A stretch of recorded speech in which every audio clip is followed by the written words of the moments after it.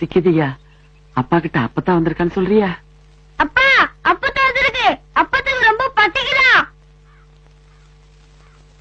என்ன நீ இங்க வந்திருக்க? இன்னைக்கு உன் பெரிய மகன் வீட்டுல தானே சாப்பாட்டு முறை. அவங்க குடும்பத்தோட கோயிலுக்கு போறாங்களா, அதான். அடடே, நீ வர்றது தெரியாம கொஞ்சம் பழைய சாதம் இருந்தது, இப்பதான் நானும் என் பொண்டாட்டி சாப்பிட்டோம். அப்பா செட்டினரியா கோழிக்கறியா சோறு இருக்குப்பா. சரி சரி இரு வாரேன். வயசான காலத்துல செத்துக்கு தொலைவா நம்ம உயிரை வாங்குது பாரு. தொலை.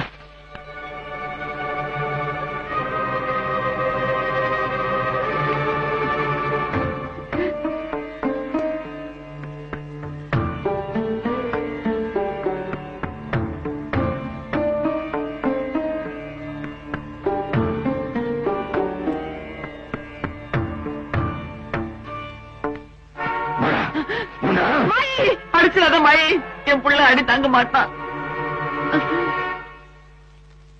உன்னை அடிக்கிறதுக்கு முன்னாடி ஓடி வந்து என் புள்ளி அடிக்காத மாயின்னு சொல்ற இந்த ஆத்தாவ ஒருவேளை சோத்துக்கு அலைவிடுறிய கேவலமா இல்ல? நீ ஏன் அழுகிற? எனக்கு இன்னைக்கு ஒருவேளை சோறு போடுறதுக்கே என்ன இப்படி அலைய விடுறாங்களே.